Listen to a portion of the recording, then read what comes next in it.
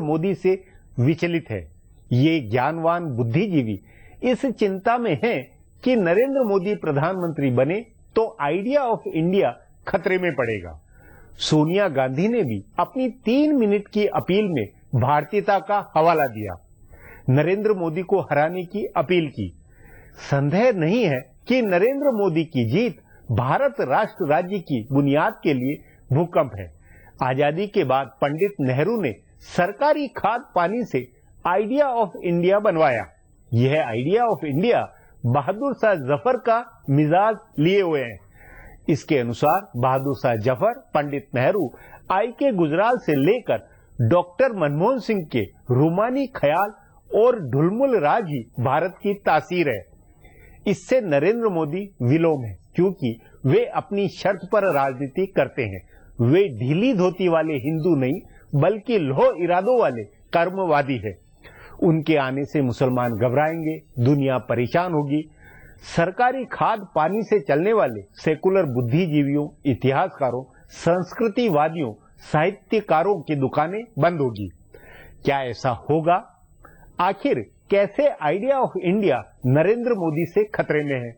आज इस पर चर्चा है, मगर उससे पहले सियासी गपशप और चुनावी सुर्खियां हैं। शुरुआत चुनावी गपशप से करते हैं। बीजेपी इंतखाबात के बाद एनडीए का कुंभा बढ़ने की उम्मीद में है। बीजेपी को उम्मीद है कि बिल्कुल किनारे पर बैठकर नतीजों का इंतजार कर रही पार्टियां उसके साथ जुड़ेंगी। लेकिन हैरानी की बात यह है कि बीजेपी रहनुमा उन पार्टियों के भी साथ आने की उम्मीद कर रहे हैं जिनके साथ अभी जुबानी जंग छिड़ी है। जयललिता से लेकर नवीन पटनायक, ममता बनर्जी, के चंद्रशेखर राव और जगन मोहन जैसे रहनुमाओं के भी साथ आने की उम्मीद की जा रही है। हालांकि नरेंद्र मोदी ने ममता बनर्जी की छवि को नुकसान पहुंचाने वाले शख्सियाती इल्जामात आयद किए हैं, जिसके बाद ममता ने कहा कि मोदी के हाथ खून से रंगे हैं। इसी तरह मोदी ने खुद जगन के एनडीए से जुड़ने के इम्कानात को खारिज किया है और चंद्रशेखर राव ने ऐलान किया है कि वो मोदी का साथ नहीं देंगे। लेकिन पर्दे के पीछे इत्तेहाद पर काम कर रहे रहनुमाओं का कहना है कि ये इंतखाबात से पहले ही पोजीशनिंग है। ममता को मुस्लिम वोट चाहिए, इसीलिए वो मोदी पर हमले कर रही हैं। बीजेपी ने चंद्रबाबू नायडू से मुफाहमत की है, इसीलिए जगन की मुखालफत करना जरूरी है। ऐसे ही चंद्रशेखर राव को भी मुस्लिम वोटों की फिक्र है, इसीलिए उन्होंने मोदी की मुखालफत की। लेकिन नतीजे आने के बाद सब पुरानी बातें भूलकर एनडीए से जुड़ेंगे। हालांकि ममता का अब तक का रिकॉर्ड देखते हुए उनके बीजेपी के साथ आने के इम्कान कम है। आम इंतखाबात के बाद मुल्क की दोनों कौमी पार्टियों की क़यादत बदल सकती है और साथ ही मुल्क की सबसे बड़ी कम्युनिस्ट पार्टी सीपीएम की क़यादत में भी तब्दीली हो सकती है। नतीजे चाहे जो आए, इन तीनों पार्टियों में तब्दीली होगी। तीनों में नई क़यादत के हाथ में कमान दी जाएगी। कांग्रेस में तब्दीली का अमल शुरू हो चुका है। राहुल गांधी ने एक तरह से कमान संभाल ली है। पार्टी के पुराने रहनुमा इस बार के इंतखाबात में बिल्कुल नजर नहीं आए हैं, लेकिन इंतखाबात के बाद पार्टी और सीडब्ल्यूसी दोनों में नए चेहरे लाए जाएंगे। कांग्रेस के माहिरीन ज़राए के मुताबिक अगले साल राहुल गांधी कांग्रेस सदर बनाए जा सकते हैं। इसी तरह बीजेपी में भी कमान नई क़यादत को सौंपी जाएगी। अगर मरकज में बीजेपी इक़्तिदार में आई तो नया सदर मुंतखब किया जाएगा। नरेंद्र मोदी, राजनाथ सिंह, अरुण जेटली, अमित शाह और कुछ हद तक सुषमा स्वराज अगली कतार के लीडर होंगे। लाल कृष्ण आडवाणी, मुरली मनोहर जोशी, शांता कुमार, वेंकैया नायडू, विजय कुमार मल्होत्रा और यशवंत सिन्हा जैसे लीडर तंजीम के कामकाज से बिल्कुल अलग हो जाएंगे। सीपीएम में भी नए जनरल सेक्रेटरी का इंतखाब होगा। माना जा रहा है कि इस बार सीपीएम की सीटें और कम होगी। उसके बाद प्रकाश करात का बने रहना मुमकिन नहीं होगा। उनकी जगह सीताराम येचुरी का नाम सुर्खियों में है, लेकिन किसी बंगाली लीडर का नाम ऐन मौके पर आगे किया जा सकता है। 16वीं लोकसभा के इंतखाबात में कौन बनेगा वजीर आजम से ज्यादा मकबूल नारा ये हो गया है कि कौन बनाएगा वजीर आजम। रहनुमाओं के बीच किंग मेकर बनने की होड़ मची है। सभी पार्टियां दावा कर रही है कि उनके बिना सरकार नहीं बनेगी। जब से कांग्रेस पार्टी के रहनुमाओं ने यह कहना शुरू किया है कि इंतखाबात के बाद कांग्रेस सेक्युलर मुतबादिल की हिमायत कर सकती है, तब से इलाकाई पार्टियों के रहनुमाओं में होड़ तेज हो गई है। लेकिन माहिरीन ज़राए के मुताबिक पार्टियां अपनी पोजीशनिंग इस अंदाज में कर रही है कि कांग्रेस, बीजेपी या तीसरे महाज में जिसकी सरकार बने वो बाहर न छूट जाएं। गुज़िश्ता 2 इंतखाबात से समाजवादी पार्टी, बहुजन समाज पार्टी, बीजू जनता दल और अन्ना डीएमके जैसी पार्टियों की दिल्ली में कोई पूछ नहीं रही है, लेकिन इस बार इन पार्टियों की कोशिश है कि सरकार बनवाने में उनका किरदार हो। 5 सूबों के वज़ीर आला इसकी कोशिश में हैं। जयललिता, नवीन पटनायक, नीतीश कुमार, ममता बनर्जी और अखिलेश यादव पांचों किंग मेकर बनना चाहते हैं। इनके अलावा जगन मोहन, के चंद्रशेखर राव और यहाँ तक कि अरविंद केजरीवाल भी मानकर चल रहे हैं कि मरकज में सरकार बनाने के लिए उनकी जरूरत पड़ सकती है। इसी हिसाब से रहनुमा अपनी पोजीशनिंग कर रहे हैं। अब आज की चुनावी सुर्खियां हैं, ये लीक से हटकर है। इनसे देश के चुनावी मूड को बूझ सकेंगे।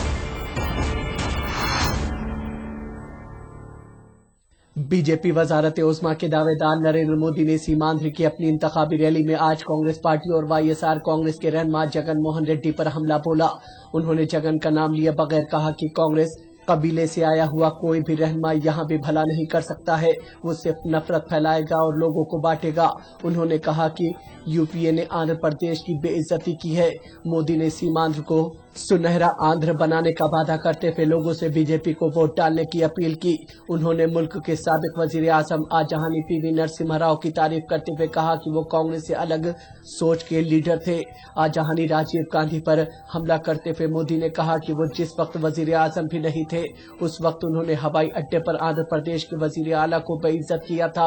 मोदी ने सोनिया राहुल पर हमला करते हुए कहा कि दिल्ली में माँ बेटे की हुकूमत ने सीमांध्र के लोगों को यतीम करके छोड़ दिया, लेकिन वो लोगों को नहीं छोड़ेंगे क्योंकि वो उनको अपना भाई मानते हैं।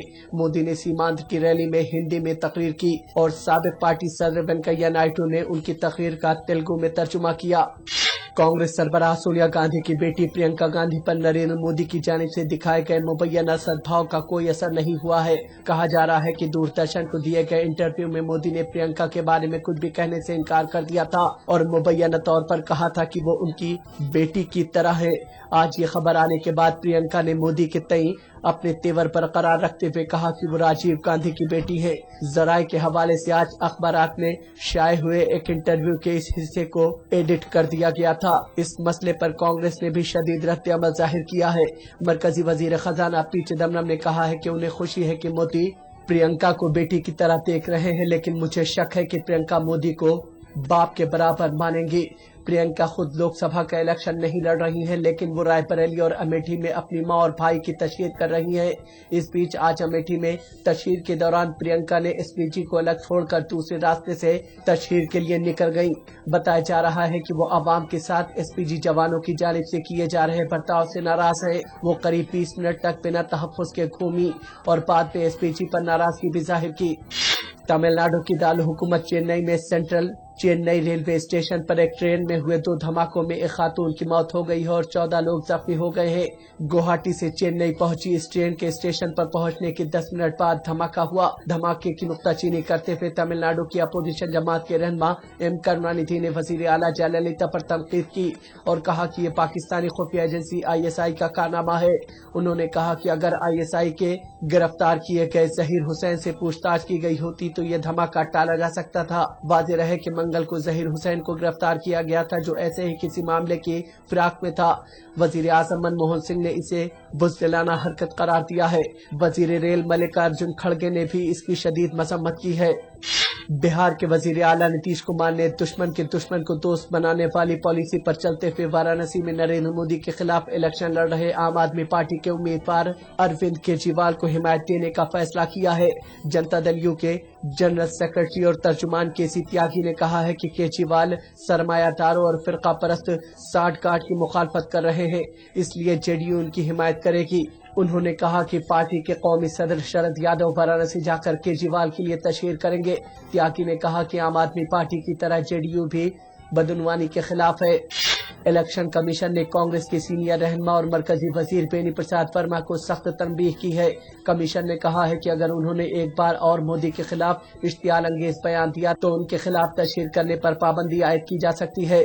बेनी प्रसाद के बार बार ज़ाब्ता इखलाक की खिलाफ वर्जी करने से फिक्रमंद कमीशन ने कानपुर की रैली में नरेंद्र मोदी के खिलाफ किए गए तबसरे को बहुत ज्यादा काबिल एतराज बताते हुए बेनी वर्मा की मजम्मत की। कमीशन ने दूसरी बार बेनी प्रसाद वर्मा को ज़ाब्ते अखलाक की खिलाफ वर्जी का मुलजिम पाया है। बेनी प्रसाद वर्मा ने मोदी पर भगोड़ा मुलजिम होने का इल्जाम लगाया था, जिस पर कमीशन ने उनको नोटिस दिया था। कमीशन बेनी प्रसाद वर्मा की जानिब से इस नोटिस पर दिए गए जवाब से मुतमईन नहीं हुआ और उनको तंबीह की है। फिलहाल अब एक ब्रेक है, फिर खुलासा होगा।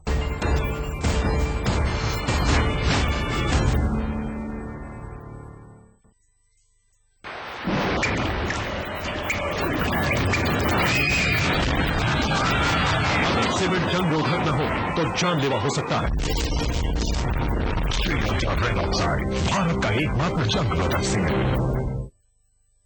इंजीनियरिंग स्टूडेंट्स, वर्ल्ड का स्ट्रॉन्गेस्ट मटेरियल क्या है? सर, जेके सुपर सीमेंट। क्या? ओए, इंजीनियरिंग करके बिल्डिंग की बनाओगे या फिर क्विज खेलोगे? जेके सुपर सीमेंट बिग मास है, इसमें कुछ खास है।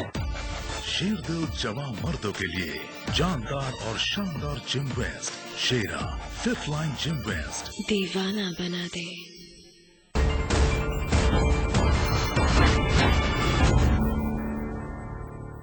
भारत राष्ट्र राज्य को जो अपनी बपोती मानते हैं, दिल्ली और राष्ट्र का जो एलिट है, वह गुजरात के एक मामूली नेता नरेंद्र मोदी को सिर आंखों बैठाए, यह असंभव है। इसलिए देश दुनिया में हल्ला मचा हुआ है कि नरेंद्र मोदी आए तो भारत टूटेगा, भारतीयता खतरे में पड़ेगी। इस पर आगे चर्चा करें, उससे पहले देखें मेरा ये खुलासा। दिल्ली का दानिश्वर तबका बड़ी फिक्र में है। नरेंद्र मोदी के दिल्ली चलो के नारे और इसके हकीकत में बदलने के इम्कानात ने दिल्ली के ताजो तख्त की मेहरबानी से चलने वाले इदारों में बैठे आला दानिश्वर बेचैन हुए हैं। उनका कहना है कि Narendra Modi idea of India के लिए खतरा हैं। इसकी पहली झलक बेंगलुरु में बैठे मारूफ अदीब UR अनंतमूर्ति ने दी थी। उन्होंने कहा था कि मोदी वजीर आजम बने तो वो मुल्क छोड़ देंगे। उनके बाद तो जैसे दानिश्वरों की अपील का सिलसिला शुरू हो गया। दिल्ली में दर्जनों दानिश्वरों ने बयान जारी करके नरेंद्र मोदी के खिलाफ वोट करने की अपील की। इसमें जवाहरलाल नेहरू यूनिवर्सिटी, दिल्ली यूनिवर्सिटी और जामिया मिल्लिया इस्लामिया के कई दानिश्वर शामिल हैं। आजादाना तौर पर काम करने वाले कई मुफक्किर और तारीखदां भी इस मुहिम में शामिल हैं।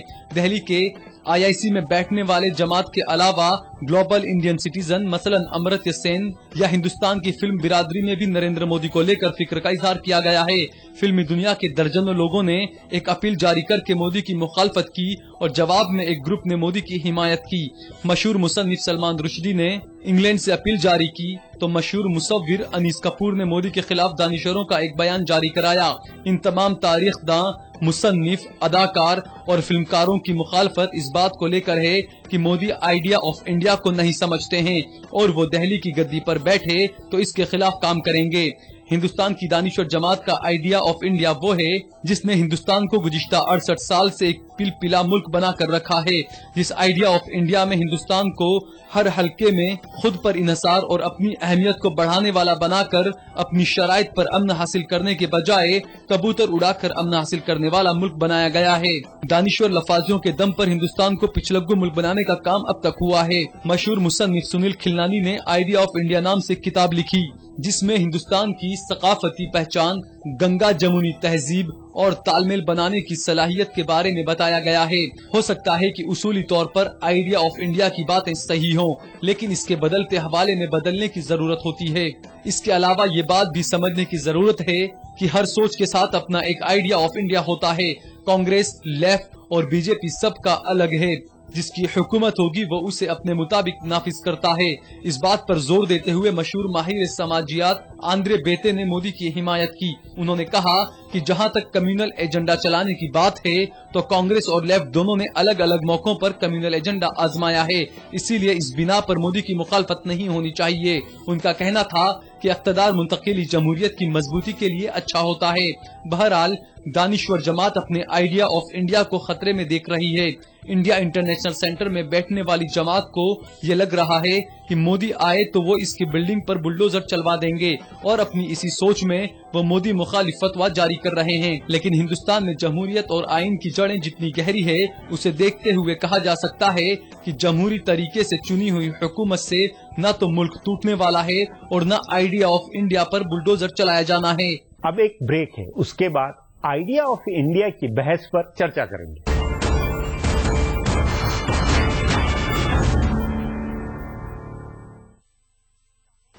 जो मेरी काबिलियत और रोजगार की दूरी को कम करता है, मेरा वोट उसी को, मेरा वोट कांग्रेस को।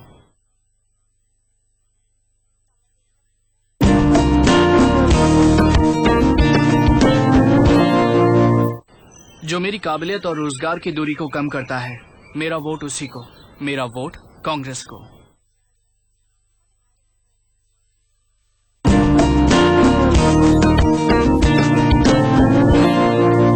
एक खिलाड़ी अकेला पूरे मैच को नहीं जिता सकता, इसलिए हमारा वोट उसी को जाएगा जो अकेले नहीं पूरे टीम के साथ खड़ा हो। हमारा वोट कांग्रेस को।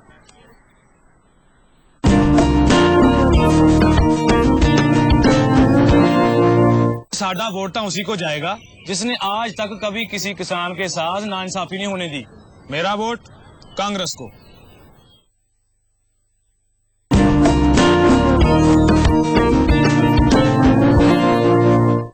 जिसने मुझे अपने पैरों पे खड़े होने का, अपने दम पे जीने का मौका दिया, मेरा वोट उसी को, मेरा वोट कांग्रेस को।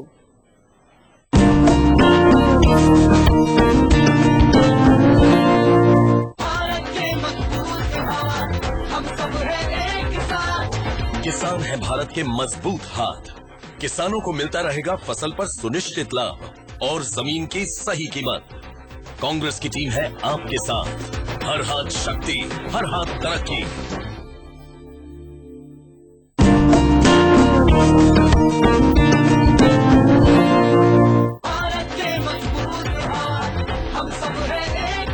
मजदूर है भारत के मजबूत हाथ।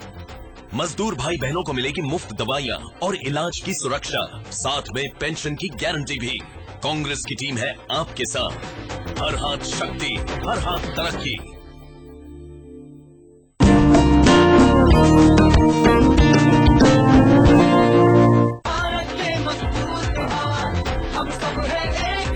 युवा है भारत के मजबूत हाथ। हर साल 2 करोड़ युवाओं को मिलेगी ट्रेनिंग और रोजगार के अवसर और हर जरूरतमंद युवा को स्कॉलरशिप। कांग्रेस की टीम है आपके साथ। हर हाथ शक्ति, हर हाथ तरक्की।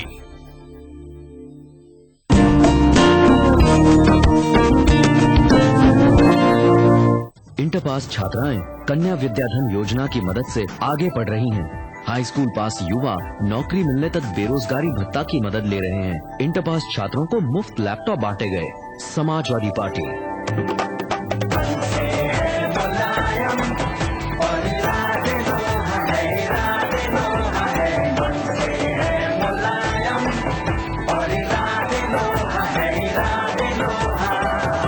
समाजवादी पार्टी को वोट दें।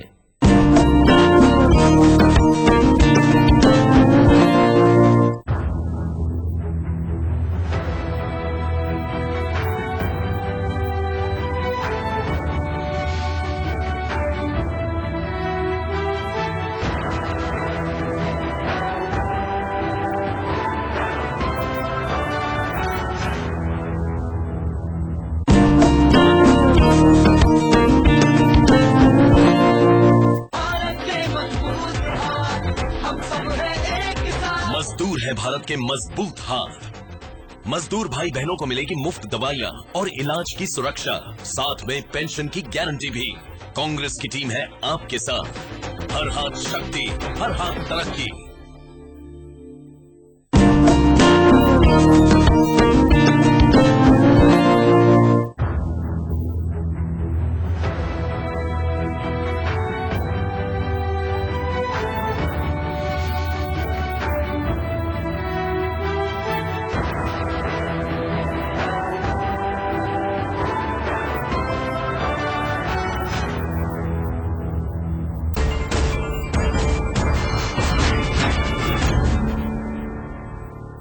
सवाल है, यदि भारत की जनता नरेंद्र मोदी को प्रधानमंत्री बनाती है तो वह क्या आइडिया ऑफ इंडिया से खेल रही है?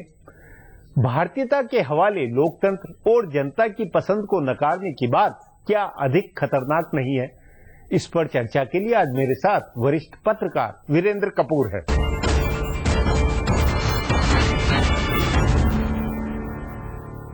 वीरेंद्र जी, भारत के कई बुद्धिजीवी, सेकुलर, साहित्यकार, संस्कृति कर्मी ये बिल्कुल अपील कर रहे हैं एक तरह से कि यदि नरेंद्र मोदी को वोट मिला, नरेंद्र मोदी प्रधानमंत्री बने तो भारतीयता या कि आइडियाज ऑफ इंडिया को खतरा होगा। इस बारे में आपका क्या कहना है? ये ऐसा ही है कि जब आपके पैरों से जमीन खिसकने लगती है तो आप ये कहते हैं कि आसमान फटने वाला है, पताल टूटेगा और उसके बाद जो है हम सब जमीन में धंस जाएंगे। अपनी गिरेबान में ये झांकें, ये वेस्टेड इंटरेस्ट हैं, ये डेमोक्रेटिक तरीके से मतदाता के दम से जब देखते हैं कि हार रहे हैं तो ये नए नए तरीके निकालते हैं। एक अंग्रेजी में फ्रेज है, आफ्टर मी द डेल्यूज, कि मेरे अगर मर गया मैं तो प्रलय आ जाएगी।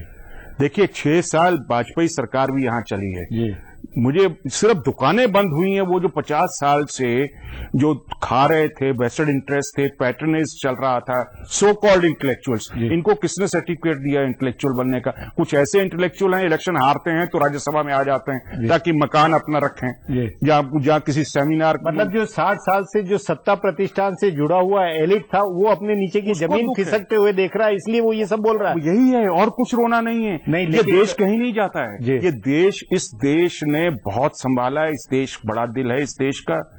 ये हर हिंदू समाज जो है इसने हर को संभाला और तब भी जिंदा रहा है, और तब भी पनपा है, प्रॉस्पर किया है। नहीं, वही कहना है कि हिंदू समाज की और भारत की या भारतीयता की तासीर ये है कि नर्म दिल नेता हो, बहादुर शाह जफर या डॉक्टर मनमोहन सिंह वाली जो एक सीरीज है उस तरह के मिजाज के हो, ये जो हार्ड बाहर के इस तरह की जो सख्त मिजाज वाला नेता न हो। देखिए इस कारण यही हिंदू समाज है जिसने सोनिया गांधी को भी गले लगाया, अपनाया।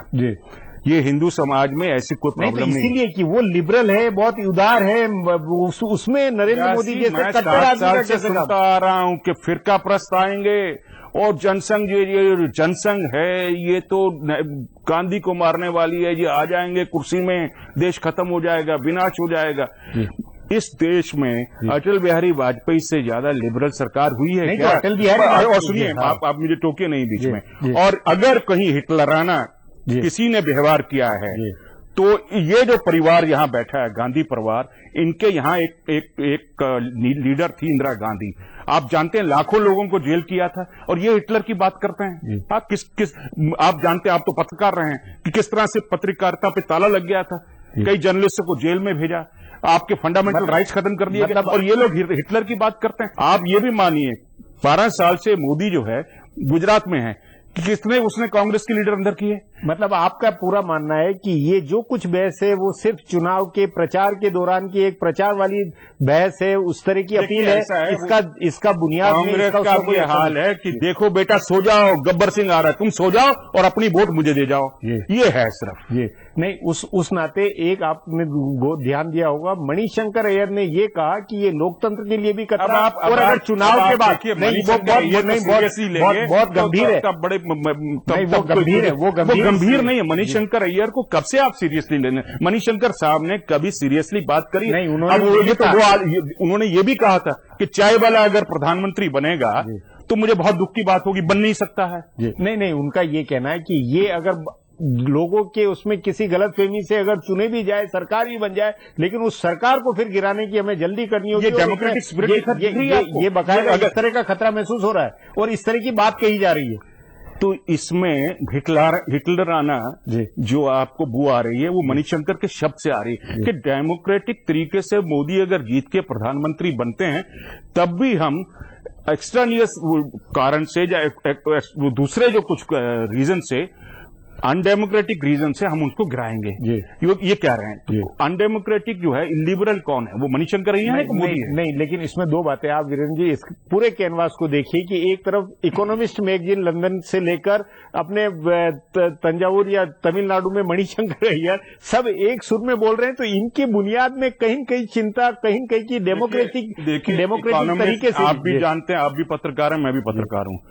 ये लोग जो इकोनॉमिस्ट हों या गार्डियन हों या कुछ लोग, ये दिल्ली में बैठते हैं, 5, 7, 10 लोगों का इनका जो ग्रुप होता है उससे बात करते हैं और ये सोचते हैं कि इन्होंने पूरे देश का ठेका ले लिया, इनको पूरी समझ है, इनको निचोड़ निकाल दिया। ये इनको कहिए अपना देश संभालें, ये देश आप जो हैं जब कहते हैं हिटलर आ जाएगा, आप मुसलमान आ जाएगा, तो आप जो 80 करोड़ जो जनता है, जो वोटर है, उसका अपमान कर रहे हैं। नहीं, लेकिन एक तर्क ये बहुत पुराना है कि भाई मेजोरिटी से जो फैसला होता है उसमें फांसीवाद की संभावना, खतरा, ये पुरानी जो एक सामाजिक फांसीवाद आया इस देश में पिछले 60 साल से, तो एक ही लीडर ने लाया। वो लीडर जो बात करता था committed judiciary, committed bureaucracy, committed media, उसका नाम था इंदिरा गांधी। 19 महीने आप याद हैं कि अखबारों पे ताला लग गया था। आप वो लिखते थे जो सरकार कहती थी। आप 6 साल वाजपेयी की सरकार में कुछ हुआ? किसको अंदर किया? कितने लोगों को अंदर किया? कितने प्रेस बंद हुए? देखिए, वाजपेयी को तो ये मान रहे हैं कि सब बहुत उदार थे। वाजपेयी उसी पार्टी से जिससे नरेंद्र मोदी है, और नरेंद्र मोदी हो, वाजपेयी हो, पार्टी से बड़े नहीं है। ये कोई फैमिली ओन्ड पार्टी नहीं है। कुल मिलाकर आपका, अब आप बात करते हैं, आपको भूल गए। एक महिला हैं और वो कहती हैं idea of India, idea of India. अरे इंडिया जो है सदियों से चला आ रहा है, कई आए कई चले गए, इस देश ने उनको अपना लिया। हर तरह के, हर रिलीजन के आदमी आए, और आइडिया ऑफ इंडिया, इंडिया वही है। नहीं, पर idea of India, idea of Modi, इसके बीच में जो ऐसा नहीं है। आइडिया ऑफ मोदी जो है वो बीजेपी है जी। आइडिया से कोई खतरा नहीं है, और बीजेपी से कोई खतरा नहीं है। हाँ। अगर खतरा है तो आप देखिए, इलेक्शन कमीशन बैठा है, उसने आपको बनाया है, लेजिटिमेट पार्टी है। आइडिया ऑफ इंडिया ये तब बात करते हैं जब अपनी परिवार को लगता है कि हमारे से हमारी रोजी रोटी की जो दुकान है बंद हो रही है। सिर्फ ये है, जो परिवार सिर्फ राजनीति के अलावा किसी से रोजी रोटी नहीं चलाई, इनसे पूछिए कि इनको ये लगता है कि जब काम खत्म होने वाला है तो आइडिया ऑफ इंडिया को थ्रेट हो गया। अरे कमाल कर रहे हो भाई। आपके अनुसार इस बहस के पीछे और इसके बहस को उठाने वाली जो बौद्धिक जमात है इस देश की, उसको किस शब्द में, किस जुमले में आप उसको बताएंगे? सेल्फिश है, सेल्फिश है, अपॉर्चुनिस्टिक है। इसमें जितने लोग ये डरा रहे हैं लोगों को, इनको लगता है हमारी दुकानें बंद हो जाएंगी। इसमें से आधे लोग जो हैं, आप सब हम यहीं बैठे रहेंगे, आधे लोग जाके मोदी सरकार के तलवे चाटेंगे। ये पुरानी हकीकत है। ये इस देश में पहले भी आप वाजपेयी जी के सरकार के समय भी ऐसा, उनके आने से पहले भी ऐसा। आप देखिए कैसे वही क्रिटिक जो हैं वाजपेयी सरकार के साथ जुड़ गए। जी वीरेंद्र जी, बातचीत को यही समाप्त करेंगे। प्रोग्राम में आने के लिए बहुत बहुत धन्यवाद। हमारा प्रोग्राम अब यहीं खत्म होता है। मुझे इजाजत दीजिए, कल फिर मिलेंगे इसी चैनल पर, इसी समय।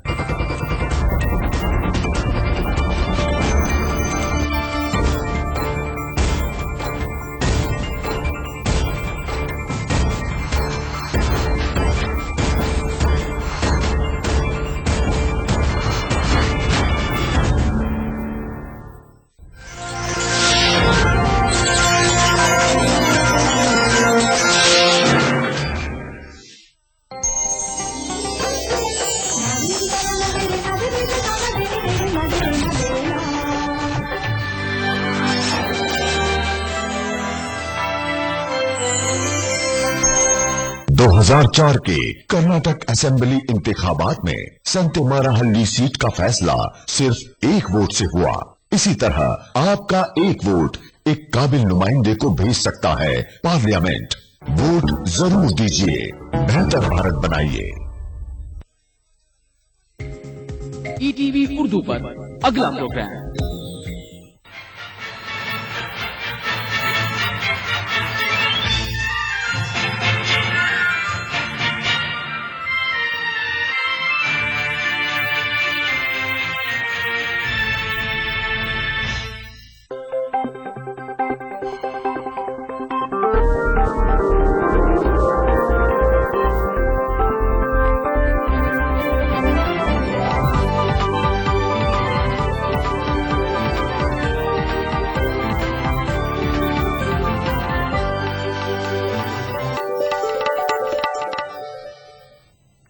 नाज़नादाब, आलमी मंजर के साथ मैं हूं हिना। सबसे पहले बुलेटिन की हेडलाइंस।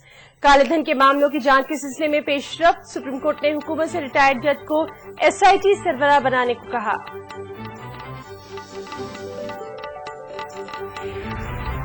पाकिस्तानी फौजी सरबराह ने कश्मीर को बताया पाकिस्तान के लिए शहर, हिंदुस्तान में सख्त रद्दअमल।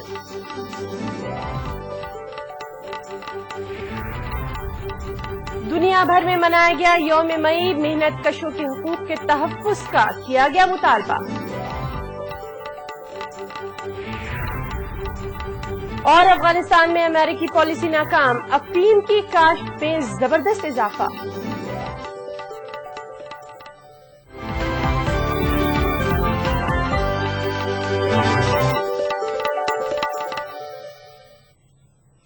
ब्लैक मनी मामलों में आज एक अहम पेशरफ्त हुई। सुप्रीम कोर्ट ने मरकजी हुकूमत से कहा है कि वो 3 हफ्ते के अंदर ब्लैक मनी की जांच करने के लिए तश्कील दी गई SIT के चेयरमैन और नायब चेयरमैन की तकर्री से मुताल्लिक नोटिफिकेशन जारी करेगी।